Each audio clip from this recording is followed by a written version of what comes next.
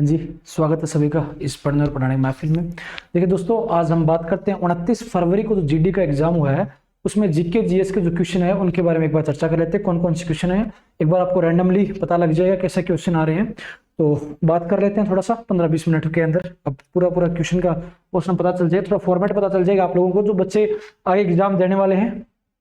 ठीक है जी, तो सबसे पहले सवाल की ओर बढ़ते हैं। पहला सवाल आपसे क्या पूछा गया? तो आपसे पूछा गया है फिक्की की स्थापना पूछी गई। दोनों शिफ्टों की बात करूं, दोनों शिफ्ट में आप सभी जानते हैं, मैं जीके के बारे में सिर्फ बताता हूं, इससे ज्यादा कुछ नहीं पता कि दोनों शिफ्टों में पूछा गया। तो इसमें दोनों शिफ्टों में एक साथ इंक्लूड कर लिया गया। तो पहला आपके सामने है फिक्की की स्थापना कब की गई थी। तो फिक्की की जो स्थापना की गई वो कब की गई थी? तो 1924 में की गई।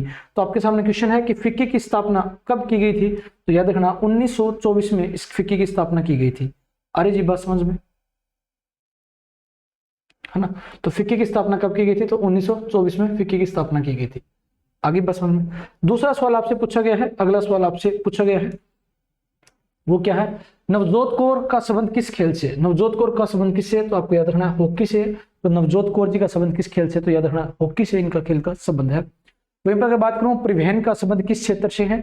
अगला सवाल आपके सामने परिवहन का संबंध देखिए ये किस क्षेत्र के अंदर? तो याद रखना आपका टर्सरी सेक्टर के अंदर आता है। तो ये सवाल पूछा गया है। आप लोग याद रखना एक तो एग्रीकल्चर,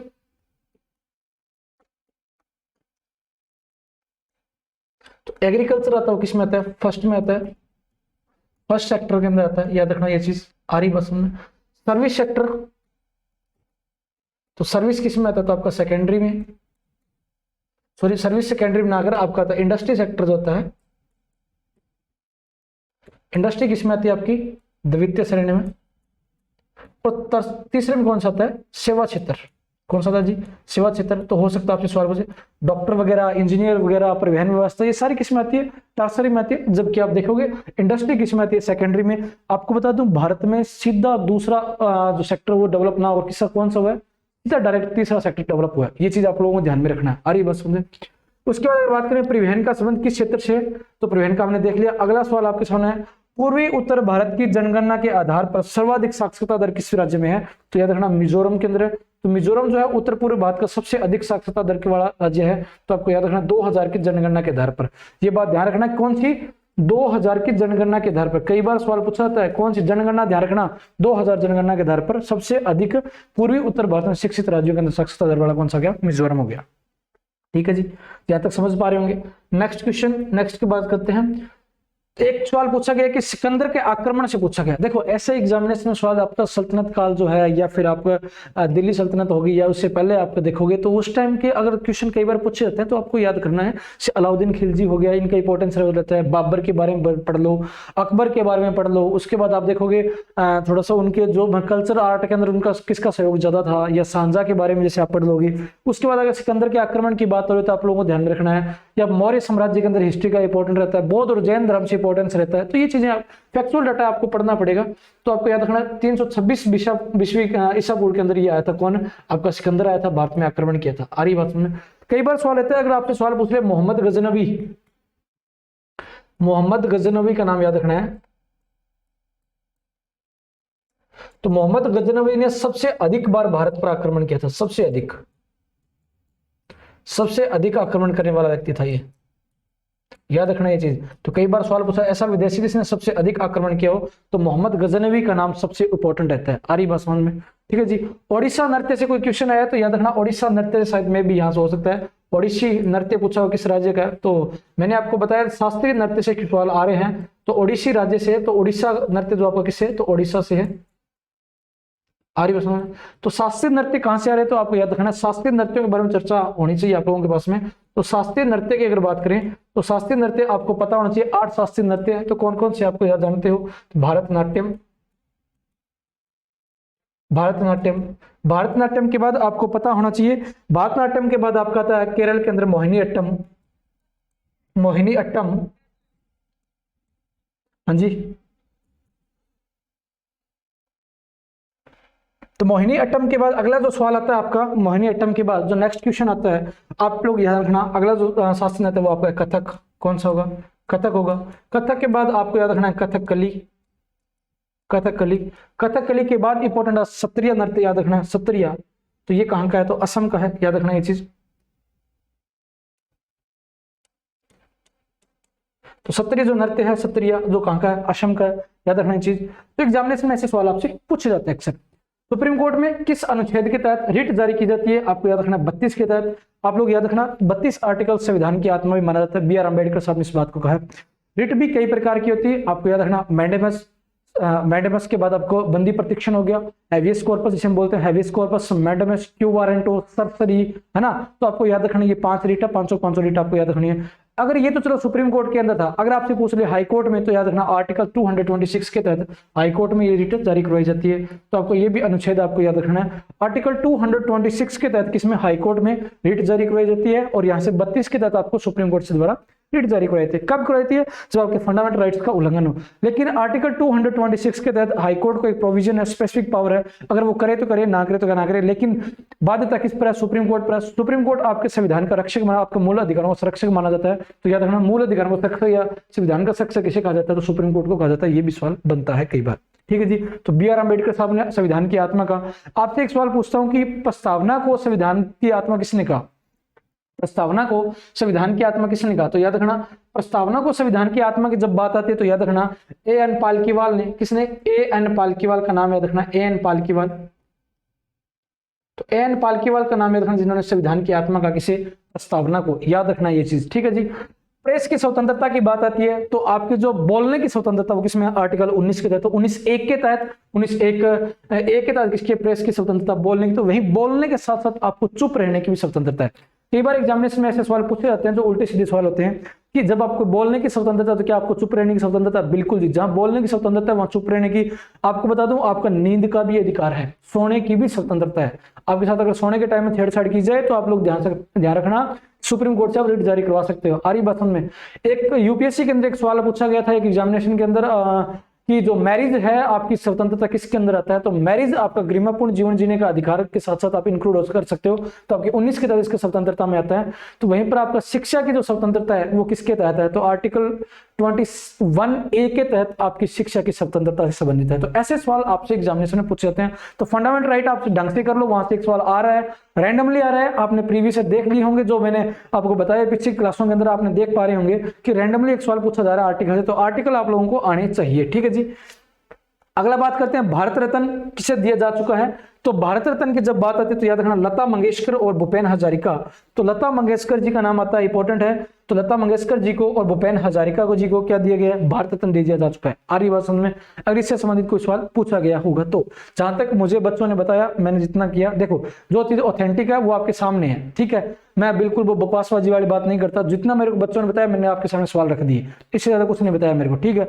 जो मेरे को जितना बताया, मेरे को बताया सर भारत रत्न संबंधित को भूपेन हजारिका और लता मंगेशकर का उस ऑप्शन में थे, मैंने बताया दोनों ऑप्शन है इसके अंदर, पीछे रिसेंट में दिए गए थे, ठीक है जी। नेक्स्ट अगर बात करूं मैं अगले सवालों की, तो बोला गया सर रो का अध्यक्ष पूछा गया था। तो रो का अध्यक्ष आपको याद रखना है रवि सिन्हा का नाम याद रखना है। तो रवि सिन्हा क्या रो के अध्यक्ष है, आपको याद रखना ये बात। 2011 की जनगणना के हिसाब से ईसाई धर्म की जनगणना प्रतिशत कितना है भारत के अंदर? तो याद रखना 2.3 क्या ईसाई धर्म की जनगणना प्रतिशत है। आरी बात समझ में 2011 की जनगणना के हिसाब से आपको देखना है ईसाई धर्म कितने? तो 2.3% है। वहीं पर 2011 की जनगणना के अनुसार से शहरी जनसंख्या पूछी गई एक एग्जामिनेशन में, तो याद रखना 31.16 क्या है शहरी जनसंख्या टोटल, आप बोल सकते हो। अगला पूछा गया कलाम मंडलम कल्याणी कुट्टी अम्मा का संबंध किस नृत्य से है? तो याद रखना ये महिला का नाम है, इतना बड़ा नाम है, आप जो बोल सकते हो साउथ इंडिया के अंदर सबसे अधिक बड़े लंबे नाम आपको देखने को मिलते हैं। तो कल्याणी अम्मा का नाम इंपॉर्टेंट हो, कल्याणी अम्मा का नाम आप याद कर सकते हो।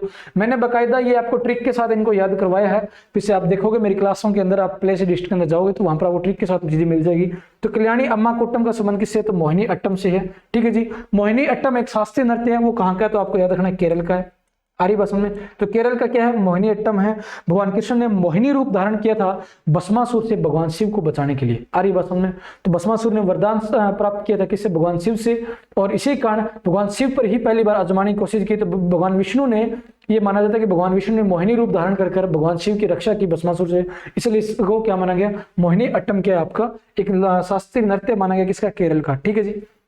यक्षगान, ये क्वेश्चन रिपीट हुआ है, बता दूं मैं आपको, ये क्वेश्चन रिपीट हुआ है जीडी के अंदर। तो याद रखना यक्षगान का संबंध किससे? तो आपको याद रखना कर्नाटक से। तो ये क्वेश्चन रिपीट हो चुका है आपका, ठीक है जी। तो यक्षगान कहाँ का, तो कर्नाटक का नृत्य है जी। ठीक है जी।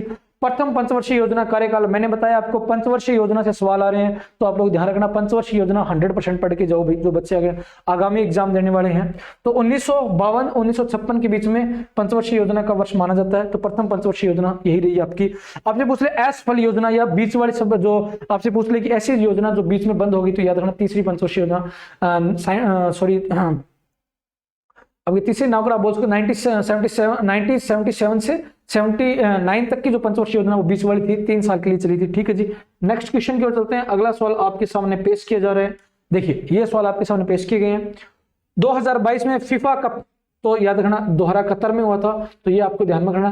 फीफा कप कहाँ हुआ था, दोहरा कतर में हुआ है। उसके बाद खिलाफत आंदोलन, तो याद रखना खिलाफत आंदोलन के अंदर कौन इंक्लूड थे, शौकत अली और मोहम्मद अली जिन्ना। याद रखना शौकत अली और मोहम्मद अली जिन्ना का बहुत बड़ा इंपॉर्टेंस रोल था खिलाफत आंदोलन के अंदर। ठीक है जी। तो आप लोग जानते हो कि असहयोग आंदोलन, असहयोग प्लस में खिलाफत, दोनों आंदोलन एक साथ चले थे, लेकिन खिलाफत पहले चला था, असहयोग बाद में महात्मा गांधी जी के द्वारा। तो याद रखना कई बार सवाल पूछा था महात्मा गांधी खिलाफत आंदोलन का अध्यक्षता किसने की, तो महात्मा गांधी जी का नाम इंपॉर्टेंट रहता है। 2022 में T20 विश्व कप की मेजबानी किसने की, तो याद रखना 2022 में T20 मेजबानी किसने की, ऑस्ट्रेलिया ने की। ठीक है जी। तो याद रखना ये चीज इंपॉर्टेंट है। कई बार करंट अफेयर से पीछे का करंट अफेयर आप लोग पढ़ सकते हो, T20 से संबंधित जो चीजें पूछी जा रही है। राज्यपाल का संबंध किस आर्टिकल से है, तो ये भी इंपॉर्टेंट, मैंने बताया आपको आर्टिकल से सवाल रहते हैं। कल वाले एग्जाम में आपने देखा 163 आर्टिकल से क्वेश्चन पूछा गया, तो सेम वैसे ही आपको 152 आपको याद रखना है। ठीक है जी। तो ये चीजें आपसे पूछी जा रही है, 152 153 आपको याद रखना है, 164 भी आपको याद रखना है। ठीक है जी। 143 आर्टिकल पढ़ लीजिए, इसके साथ साथ आप 123 पढ़ लीजिए, 105 भी पढ़ लीजिए, 108 भी इंपॉर्टेंट है। ठीक है जी। एक संसदीय विशेषाधिकार हो गया, जॉइंट सीटिंग होगी, ठीक है ना, ऑर्डिनेंस हो गया, सुप्रीम कोर्ट से सलाह हो गई। इसके बाद आप देख सकते हो आर्टिकलों में 110 आर्टिकल इंपॉर्टेंट है। आर्य भाषा में आपका जो 10 है वो मनी बिल हो गया।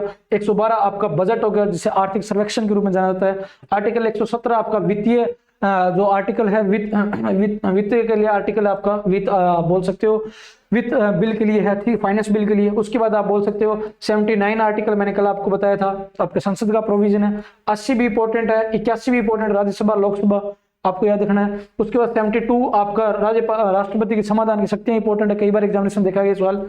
61 इंपॉर्टेंट है, महाभियोग इंपीचमेंट की बात करता है। इसके बाद आप देखोगे 52 आपको पता होना चाहिए। ठीक है जी। 54 आपको पता होना चाहिए, इलेक्ट्रो कॉलेज होता है राष्ट्रपति का, कई बार सवाल देखा गया है। उसके बाद आपको 51A पता होना चाहिए, 51A फंडामेंटल ड्यूटीज है आपकी। ठीक है जी। उसके बाद आप देखोगे 40 आर्टिकल पता होना चाहिए। ठीक है। तो ये कुछ एक आर्टिकल्स है जो इंपॉर्टेंट है, फंडामेंटल राइट के आर्टिकल आपको याद करने पड़ेंगे। ठीक है जी। यहां तक समझ आ पा रहा होगा आप लोगों को, है ना। ठीक है। तो ये आज के जो क्वेश्चन आए थे ऑल शिफ्टों के, दोनों शिफ्टों की मैंने बात कर दी है, तो ये एग्जामिनेशन में सवाल पूछे गए थे। तो आज के लिए इतना काफी है। जय हिंद, जय भारत, धन्यवाद जी। चैनल को लाइक और शेयर जरूर किया करो भी, आप लोग लाइक शेयर बिल्कुल नहीं करते, सब्सक्राइब भी किया करो, ताकि ये नया इनोवेशन है तो आप लोगों तक पहुंच पाए ज्यादा चीजें। ठीक है जी।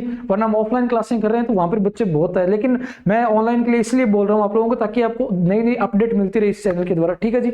और जो यूपीएससी पीसीएस की तैयारी करने वाले बच्चे, वो सरस्वती के नाम से, सरस्वती एजुकेशन के नाम से आप सर्च लगाओ तो आपको मेरी क्लासें दिखाई देगी। आप या फिर आप टाक सर के नाम से सर्च लगाइए तो आपको मेरी क्लासें दिखाई देगी सरस्वती एजुकेशन के नाम चैनल पर, तो उसको सब्सक्राइब कीजिए। जो लोग स्टेट पीसीएस और यूपीएससी की तैयारी करें तो उनके लिए अच्छा कंटेंट है, खासकर डिफेंस वाले ध्यान रखें। सीएपीएफ की सीरीज स्टार्ट होने जा रही है, अच्छी, बिल्कुल टू द पॉइंट, और कहां से यूपीएससी पूछती है वो फेवरेट पोर्शन वहां से निकल कर आ रहा है। ठीक है जी। तो आज के लिए इतना काफी है। जय हिंद, जय भारत।